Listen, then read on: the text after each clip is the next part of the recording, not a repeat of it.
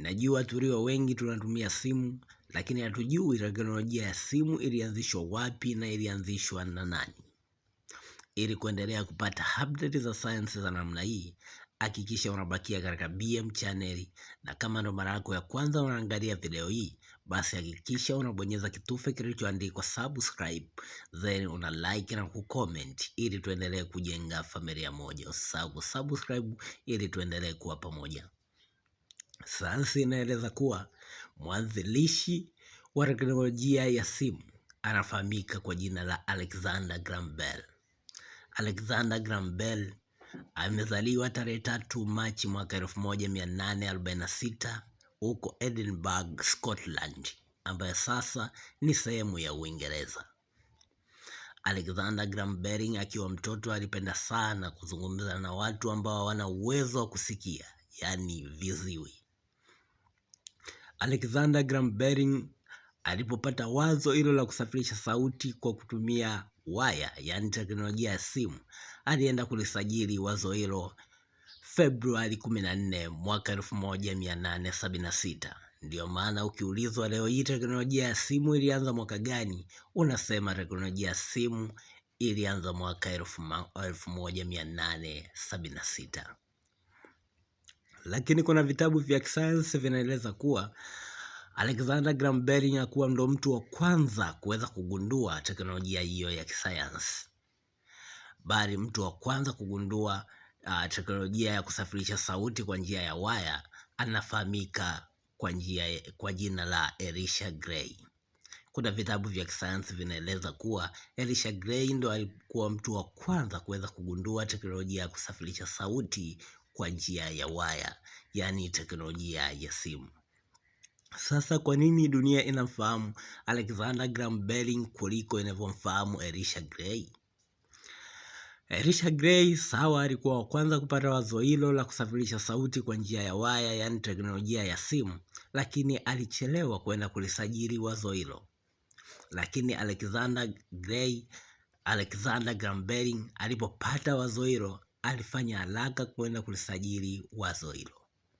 Ilikuwa ni siku hiyo hiyo ya tarehe 14 Februari mwaka 1876 saa 3 asubuhi alipoenda Alexander Graham Bell kwenda kusajili wazo hilo. Then baada ya risali moja, Elisha Gray naye akaamua akalisajili wazo hilo katika mamlaka husika, naye alipofika akaambiwa wazo hilo limekwisha sajiliwa na mtu mmoja anayefahamika kwa jina la Alexander Graham Bell. Hakika Elisha alilalamika sana na kulaumu sana kwa nini imekuwa hivyo. Wale wa mamlaka husika wakamwambia tatizo alikuwa kupata wazo. Shida ilikuwa je, ulilisajili wazo hilo pindi ulipolipata? Kwa sababu hii dunia ina vichwa vingi. Kama utaendelea kubaki na wazo lako kichwani, hauwezi jua mwenzako anawaza nini, pengine akawaza kile ambacho wewe umekwisha kiwaza before. Leo dunia inamfahamu Alexander Graham Bell kuwa yeye ndio mgunduzi wa teknolojia ya simu, naye namheshimu, naye akajizolea mabilioni ya pesa kutokana na hii teknolojia ambayo iliinua uchumi na teknolojia ya bara la Ulaya na dunia kwa ujumla. Leo hii tunamheshimu sana Alexander Graham Bell kwa sababu alichukua hatua pale alipopata wazo la kusafirisha sauti kwa njia ya waya, yani teknolojia ya simu.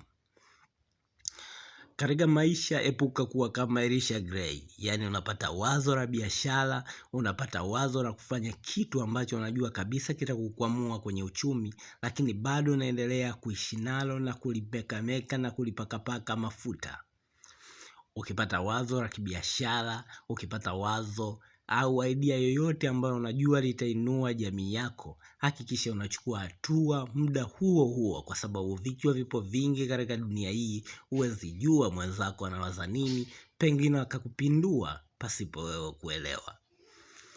Usisahau kusubscribe channel hii ya BM ili upate update pale ninapokuwekea. Muda wote na kuletea facts za kisayansi nyingi, nami nimekuandalia kigongo kitamu sana ambacho nakuletea katika mwisho wa wiki hii. Usisahau kusubscribe ili kuendelea kujenga familia imara. Ni mimi Simon Boniface Mchika.